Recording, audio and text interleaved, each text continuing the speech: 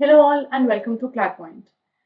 आज हम लोग ये पता करेंगे कि कैसे आप लोग अपना आईपीआर इंटेलेक्चुअल प्रॉपर्टी लॉज की तैयारी कर सकते हैं for the entrances, mainly the CLAT exam.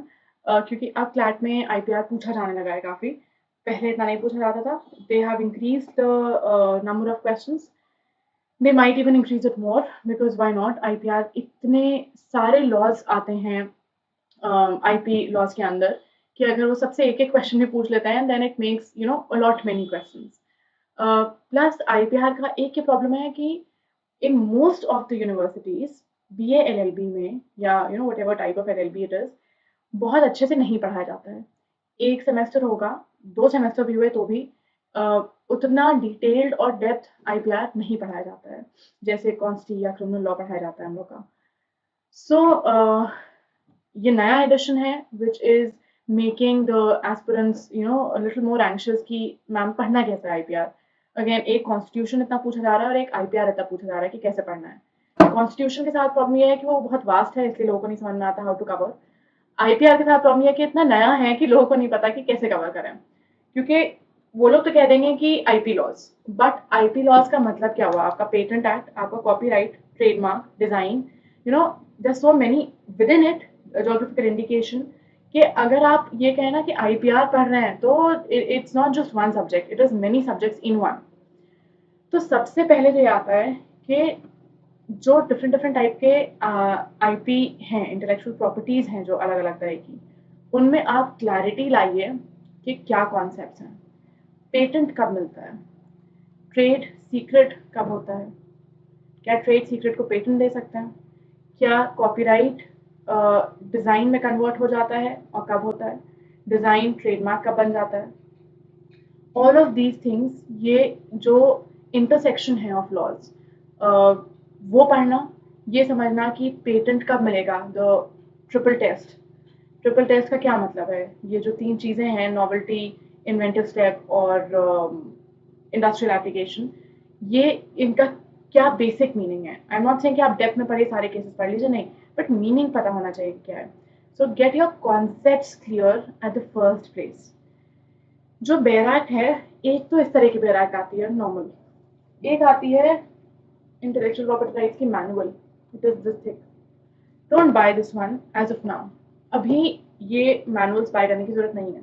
इसमें बहुत सारे रूल्स रेगुलेशंस ये सब दिए होते हैं जिस पे क्वेश्चन नहीं आते। So don't increase your anxiety by taking such thick books. जब आप ये लेंगे इस तरह की बैराक्ट, उसमें आपको क्या क्या पढ़ना है ये आपको समझना होगा। सेमी कंडक्टर इंटीग्रेटेड सिस्टम्स स्किट्स जो आता है, ये एग्जाम में नहीं पूछा जाता। You don't need to cover that. Biodiversity, you have to see कितने क्वेश्चन आ रहे हैं। अगर बायोडाइवर्सिटी पे सिर्फ एक क्वेश्चन आ रहा है then leave that act probably.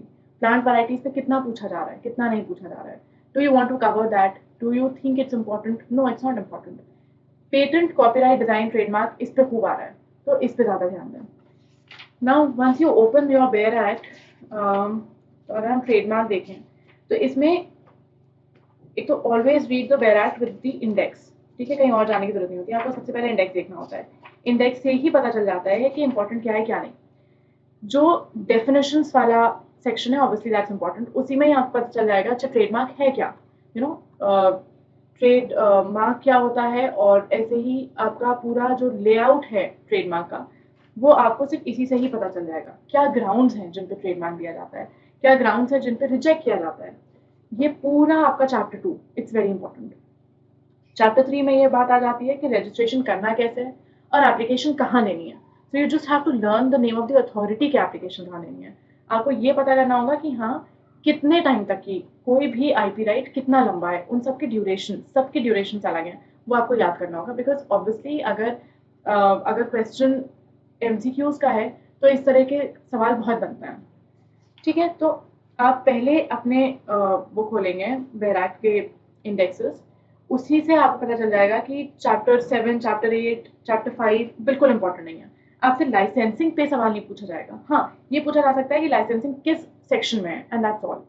तो पहले आप बैराक खोलेंगे, उसका इंडेक्स देखेंगे कि क्या बन रहा है। एपेलेट बोर्ड है तो establishment of appellate board section 83 में, इससे ज़्यादा आपको याद करने की जरूरत नहीं है उसमें। ठीक है? So this is how you will go about for each and every act. Patent का भी सिमिलरली आप खोलेंगे, देखेंगे रिवोकेशन ऑफ पेटेंट्स कैसे होता है, मीनिंग्स क्या है, इन्वेंशन क्या है, इन्वेंशन क्या नहीं है। जैसे सेक्शन 3 में ये बताया गया व्हाट आर नॉट इन्वेंशन, ये नहीं बताया गया व्हाट आर इन्वेंशन। ठीक है, सेक्शन 3 बहुत इंपॉर्टेंट है आपका, सेक्शन 4 बहुत इंपॉर्टेंट हो जाता है एक्सेप्शन पॉइंट ऑफ व्यू से। तो firstly, gauge these bare acts, important ones. Don't waste your time on each and every, IP law that is given in your bare act. पहले अपने पुराने पेपर्स उठाइए, देखिए कि क्या सवाल आ रहे हैं, किस चीज़ पे आ रहे हैं। क्या ट्रेडमार्क पे बहुत क्वेश्चंस हैं, डिज़ाइन पे बहुत क्वेश्चंस हैं। उसके बाद अपने उन ही बेयर एक्ट्स का सिर्फ उन पर्टिकुलर लॉज के इंडेक्सेस देखिए, मार्क के क्या इंपॉर्टेंट है, then go inside and start reading. ठीक है, कवर टू कवर आपको आईपी लॉज की बेयर एक्ट्स नहीं पढ़नी है, and this is very rare exception, क्योंकि बेयर एक्ट्स हमेशा पढ़नी चाहिए और पूरी पढ़नी चाहिए। But when you have less time and when you are preparing for an exam, so hard work and smart work both become very important. आप सब हार्ड वर्क कर करके आपने पूरा रट्टा मार लिया आईपी की सारी बेयर एक्ट्स का, बट फायदा क्या है, आपका कोई और सा सब्जेक्ट छूटा है उस बीच में, so you don't have to do that. In Flat Point, we are taking the classes for IPR. I am taking those classes. The reason is only because enough material नहीं है IPR पे। Strangely ज़्यादा material आपको नहीं मिलेगा। अगर आपको material चाहिए है बहुत, then there is one website, very nice website, Spicy IP. इसको गूगल करिए, इस पे सिर्फ आईपी रिलेटेड चीज़ें कवर की जाती हैं, इंडिया की ही है ये। इस पे आपको जितने भी लेटेस्ट जजमेंट्स हैं वो मिल जाएंगे, लोगों की ओपिनियंस ऑन दोज जजमेंट्स मिल जाएंगे, बहुत सारे आपको इस पे आर्टिकल्स मिलेंगे। रीड देम, गेज दी इम्पॉर्टेंट रिसेंट न्यूज़ जो अभी चल रही है। केस हुआ था रूह अफ़ज़ा वर्सेस दिल अफ़ज़ा, अभी ये इंपॉर्टेंट केस था। ठीक है, इस पे बिल्कुल हो सकता है कि ट्रेडमार्क के क्वेश्चंस आ जाएं, सो रीड इट। ठीक है, पास्ट ईयर पेपर्स देखिए, समझिए कि क्या क्वेश्चंस आ रहे हैं। This is very important because इतना वास्ट है कि you wouldn't want to waste your time on learning biodiversity act और प्लांट वैरायटी एक्ट जब उससे सवाल नहीं आने। तो मटेरियल कम है, ये प्रॉब्लम है। सो either find your self a person जिसको आईपीआर आता है, जो आईपीआर में प्रैक्टिस कर रहे हैं या जिन्होंने मास्टर्स किया आईपीआर में, एनीथिंग लाइक दैट। मटेरियल कम है, it is sad, but it's also good because दूसरी तरफ we have subjects like constitution जिनमें इतना मटेरियल है कि उसकी वजह से बहुत लोग का टाइम वेस्ट हो जाता है। So if you treat this right, the less material part, it will actually benefit you. आपके यहाँ बैचलर्स में जो भी आईपीआर पढ़ाया गया है उसको निकालिए उन नोट्स को, इफ यू मेड वन, और एक बार उनको रीड करिए जरूर, अब वो ज्यादा समझ में आएंगे। वो कहीं ना कहीं आपको बेसिक्स दे ही देंगे। So don't just ignore that, उसको भी देखिए, अपना कॉलेज का जो मटेरियल है वो देखिए। आईपीआर की कोई एक बुक नहीं बताई जा सकती है, at least that is what I believe. I don't have a single book on IPR. IPR पे जर्नल्स हैं, आईपीआर पे पेपर्स हैं, आईपीआर पे जजमेंट्स हैं, बेयर एक्ट्स हैं और लोगों के ओपिनियंस हैं। So that is what we have for IPR. So that's all. Thank you so much. Have a great day and hope you excel in your exams.